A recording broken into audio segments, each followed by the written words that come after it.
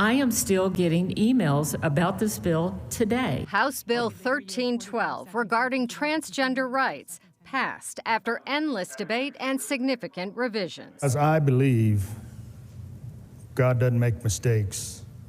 He gives you the sex when you're conceived, and he does it for a reason. And I believe that Jesus, God, will look at me and say, you stood up for people. The final version requires schools to have gender-neutral dress codes and to use transgender students' preferred names if they allow nicknames. It also defines dead naming or referring to a transgender person by something other than their chosen name and pronoun, a form of discrimination. Sponsors ultimately removed the most controversial provision, which would have required courts to consider whether a parent is gender-affirming when deciding child custody cases.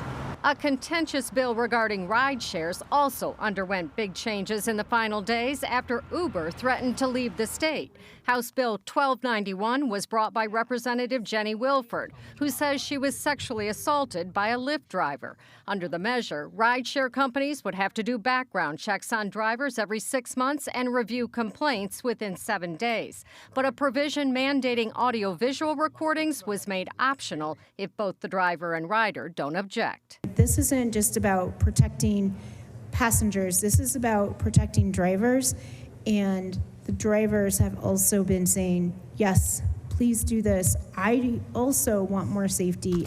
Safety also the aim of Senate Bill 288 regarding deepfake porn or pictures of real people that are digitally altered to create nudes. The bill makes intimate deepfakes a crime and allows victims to sue for damages.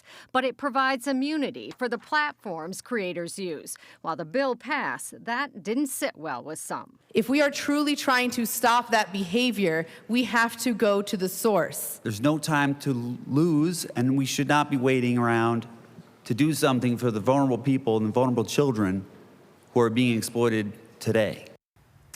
I expect all three of these bills to head to the governor's desk by tomorrow, but I am not sure if he will sign all three. While he praised the changes to the transgender rights bill, he has not committed to signing it. And despite changes to the rideshare bill, his spokesperson says there remains significant legal and policy concerns. So we shall see. But whatever happens, the legislature is over tomorrow. And nobody's happier than me. We have had some really complex pieces of legislation this session, not just controversial, but complex. And they've undergone a lot of revisions. Well, we appreciate all your work. You break it all down for us so that we can understand it. So thank you, Sean. We appreciate it.